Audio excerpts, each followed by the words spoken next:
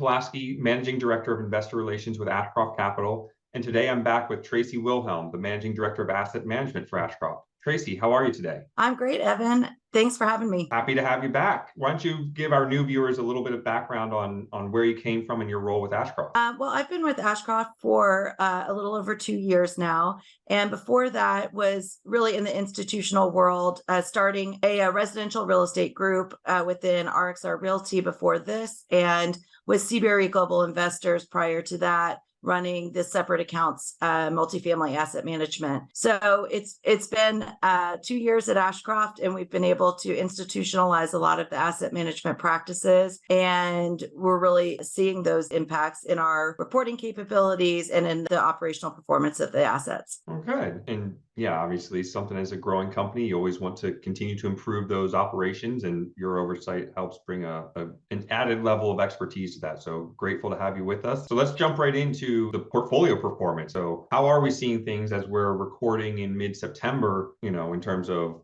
generally Q3 occupancy, rent growth, collections trends, just general metrics for the portfolio? We've actually experienced a little bit of softening in the market. Some of you that have been involved in the portfolios for some time have seen the occupancies come down just a bit. That's normal for the market today. We've seen a lot of supply delivering over at our markets, particularly in Atlanta and Jacksonville, but we're at 91.3% today. We're working on, over the summer, we've had a lot of people leave that we can't control. So we've seen a lot of movement within our portfolio. So we've had a lot of demand that we would typically see in the summer. So on the supply side, I think it's really interesting. We're seeing that impacted particularly in Atlanta, where there were 32,000 new units delivered in Atlanta over this year. And we are starting to see those downward pressures on occupancy and on rents, and in some markets, an increase in concessions. But we have been focusing on pushing revenue where we can. So we take a look at the occupancies of our properties versus the occupancies in the general end of the submarket. So if the whole submarket is sitting at 92% and we're at 92%, then we feel pretty confident that we're where we're supposed to be and that we can be pushing rents. If the whole submarket we're at 95 and we're at 92, that's when we know that there's something that we can be doing to improve that occupancy. So we're really tracking what the market and the micro markets are doing to make sure that we're still able to push rents where we can. And that's been a really effective strategy for us coming into this late summer and early fall. Okay. Yeah, and I know, especially on the rent side, it's hard to compare because 18 months ago, we were seeing, 10, 15% increases just on the renewals. Where are we, as a portfolio, generally seeing rents growing, or at what rates? We've actually been seeing still very strong 5% rent growth over the portfolio year over year, which again, what you were just saying, Evan, is, last year we were seeing 15, 20.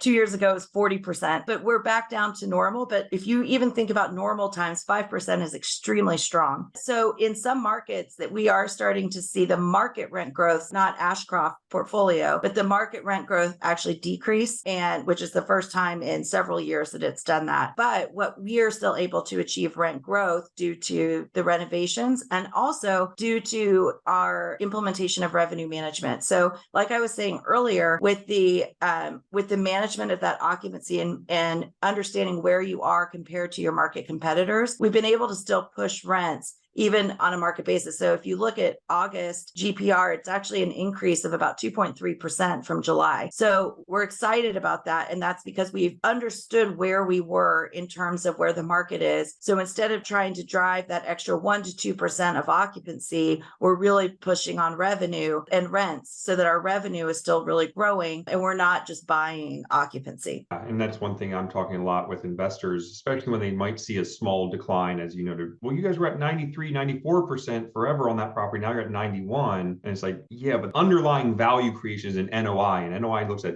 total revenue, not That's right. occupancy really in any way. That's right. Our revenue management tool is focused on revenue. So the old revenue management tools, when they started, were really focused on rent optimization, but now the tools are really focused on revenue optimization. So they balance out your occupancy, they balance out with the rents so that you can make sure that you're not necessarily just focused on occupancy and really missing out on that rent roll growth, which is really what contributes to your ultimate value creation. Yeah, no, I appreciate that. And, as we are in a very dynamic market and as we're, approaching the end of year and everybody's thinking forward into 2024, where are we seeing the portfolio moving and kind of what macroeconomic trends are we forecasting to be ahead of the game on? So it continues to be a little uncertain, as we all know.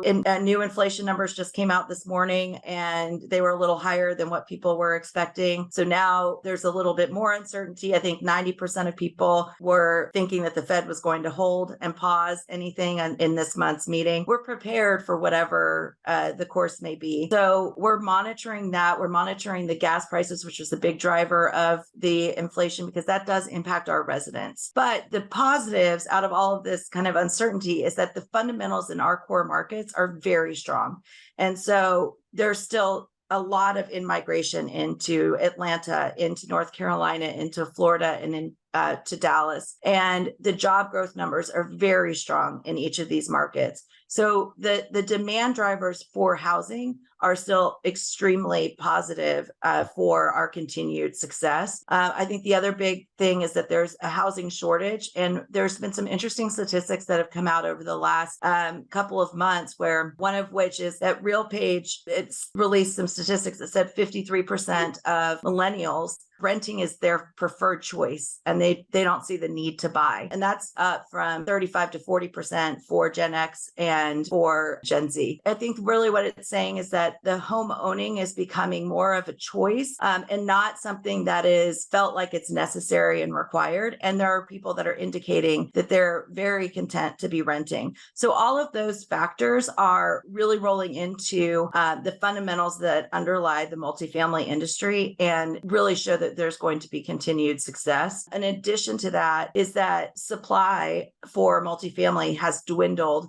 It's very strong this year, as we discussed earlier, but the new permits and new starts are down significantly from even 6 months ago. And that's because a lot of these new developers are having trouble finding financing for their projects because the cost of labor and materials has gone up so significantly that they can't pencil the numbers. And so the NMHC released a survey which showed it's something like 90% of the reason people have pulled back on projects is because they can't get financing. Yeah, and with that new supply, we've seen it over every market cycle where it starts to peak and then something shifts and it falls off a cliff again and then it starts to peak. And we even saw it in the micro way when COVID hit and everybody was afraid. A lot of developers weren't wanting to bring things out of the ground because they didn't know if they could get the labor or the materials for labor shortages and supply chain shortages, and also if there was going to be demand in 2 years, 3 years from that point. So it's interesting in the development world how that goes. And as you noted, when you have good, strong located assets, yes, you can just absorb it. You might see a temporary softening, but ultimately the underlying fundamentals of the Atlanta market, for instance, absorb it over time, and then you'll be back in a good position. So appreciate that color. Getting back into kind of operations, as Ashcroft, we have Birchstone Residential and Construction, our in-house management team. And I'd love for you to hit on just how, particularly in this kind of uncertain market, that is a differentiator for us and where we're seeing the biggest value out of that team. So one of the biggest benefits of being vertically integrated is and by our, I mean Ashcroft Capital's asset management team's ability to really direct micro operational situations. And so, for example, being able to be on site and really effectuated change or understanding, this policy really should be tweaked a little bit, like a collection policy, for example, because we're seeing this in the market. And so we're able to see those things and work with the Birchstone leadership to effectuate that change really quickly. And that is something that you can't really do for a third party. It's not that you can't get them to change, but it's getting a huge ship to change rather than something that you're piloting yourself. In addition to that, I think one of the biggest factors is that the teams at Birchstone feel much more connected to the success of the assets and the portfolio. And that's because they feel like they're the owner. A lot of third party managers struggle with that feeling of ownership because someone in this other office in this other state is talking about it, but they see us as one family. And so they feel much more connected to that success and they become more passionate about that success. Yeah. And speaking of the construction side, as we've discussed in the past, we have the in-house procurement, which I think is next level of differentiator, where there are some other groups that are vertically integrated, but there's not many that are sourcing their own materials. And about a year ago, when I was in in Dallas and touring that warehouse, we're talking about how about 35% of the finishes for our renovations are custom made for us. And that has also created a 35% savings, even relative to wholesale pricing. So how is that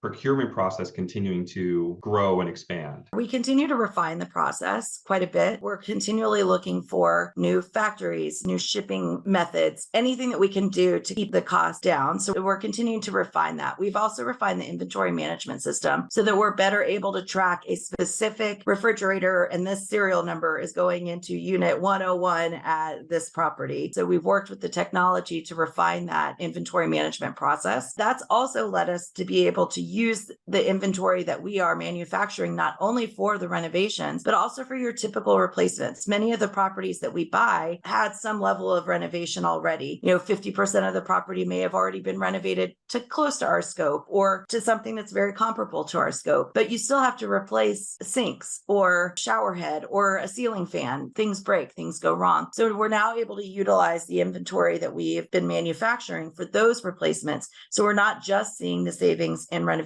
we're also seeing them in turnover costs. The other thing that this is allowing us to do is look at refreshed designs. So we've been designing for the last couple of years beautiful apartments for the renovations. Having this ability allows us to be really flexible. So we've started looking at, what's 2.0 in terms of what's next in design and for kitchens and baths.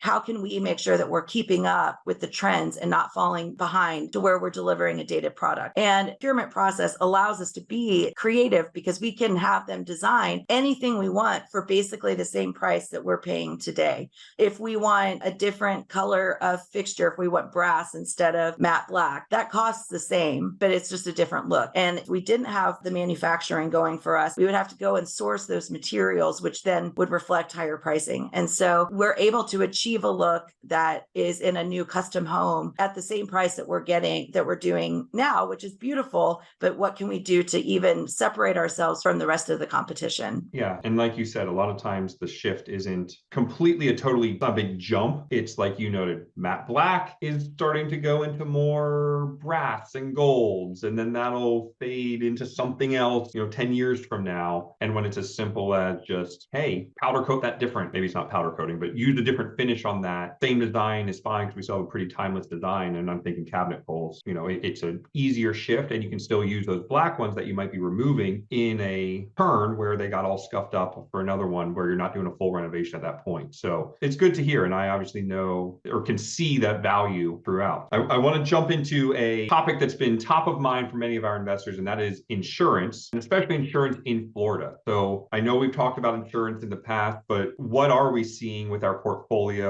both in terms of how we're keeping everything insured and, are we susceptible to any of these, kind of big name homeowner insurance companies that are leaving, say, the state of Florida? So it's been a big topic within the industry, and all of the associations, NMHC, NEA, they're all getting really involved actively in the insurance conversation, even at the national level and the state levels, because they're identifying, as we've seen on our portfolio, multifamily operators are getting hit with very large increases, particularly in 2023. We saw that in our portfolio, and everyone has fallen in the same line. So one of the things we did as a reminder in 2022, originally we had our property insurance policy expiring and needing to be renewed in October. Well, that's right in the middle of hurricane season, so it's not a good time to be renewing. It was actually in 2021 to extend that so that it would expire at the end of January. So that expired at the end of January in 2023. Well, that does a couple of things for us. So I've learned a lot about insurance over the last year because this is such a hot topic, but there is a reinsurance treaty that happens at the beginning of January for people who buy insurance from the insurers. And those prices went up, which is really why it's dictating the big increases, along with all of the big events that we had in 2022. But because our policy renews in January, that means all of the allocations haven't been sent out yet. So we utilize a master policy that we insure all of our assets across the country under one policy. So because of this, we are able to get insurance in Florida, where many multifamily providers are struggling to insure their properties. There are allocations to riskier states like Florida, and by June, those were drying up. And so you read about people that had to pay to jump onto somebody else's master policy in order to get their assets even insured in Florida. So because we have always had a master policy and we set it up that way, we haven't had trouble obtaining insurance for any of our assets. That also is giving us an opportunity to be a little bit more aggressive in acquisitions in Florida, because so many people cannot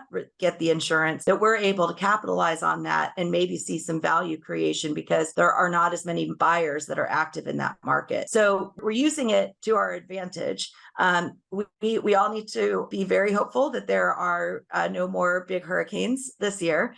And that's from what we're hearing from our insurance consultants, that's the biggest factor for our renewal next year. And so I was at NMHC in January of last year, and a couple of the REITs the CEOs of REITs were talking about how they've seen double-digit increases for the last 5 years. So I'm hoping that we'll see some different creative solutions and disruption in the insurance industry in a positive way in 2024. But we're just really, we all need to, fingers crossed for no more hurricanes. Yeah, and I'll hit on one thing. You had mentioned kind of the reinsurance, which I think for a lot of our people watching this may not know what that is, but that is the insurance companies that insure the insurance companies, hence the That's reinsurance. Right. But yeah, ultimately, if when a big name storm comes in and does $1 billion+ of damage, the insurance company that's covering that has their own insurance to help spread that risk even further. That's right. Yeah, and unfortunately, we don't have control over hurricanes regardless, but it is good to know that through this master policy, and I hadn't made this connection either, that it gives us better opportunities in, say, state of Florida, where there are higher risks because there are fewer buyers who are going to have trouble getting insurance in general. And lastly, I just want to kind of leave off with where you and your team, your biggest focus is for this year and how you're continuing to help drive the value of our portfolio. Sure. I think it's 3 things. We're still focused on really improving the procurement and construction process. We have calls every week to talk about fence management, all of that, and what we can do to centralize some of the things to reduce some of the overhead costs. I would say another is really to optimize operations. And so we're really digging in to find any efficiencies within an operating system. Lastly is, which is a fun one, is technology. We are constantly evaluating new technology for the on-site. Talking about collections earlier, is we've rolled out a test for a technology that is an artificially intelligent collection agent. And so this is going to help us with not only our collections, but also late payments and all of that. That's great. And yeah, obviously we've seen it in various properties across the portfolio where the rents may be growing a little bit faster than the area income. So I know at any income level, a lot of people say contribute to your 401k because then you just don't even have it. And it sounds like this is kind of that same thing. Maybe not exactly a direct deposit or direct withdrawal, but gives people that flexibility to come in and say, all right, I get paid weekly, take this much out so that I just can't even spend it and then have to budget for it on the back end. So no, that's great to hear. And I look forward to reconnecting next quarter and kind of hearing how some of these new systems have been rolling out and general update as well. So again, very grateful for your time, Traci, and thanks for joining us. Absolutely. Thanks for having me. Have a good one.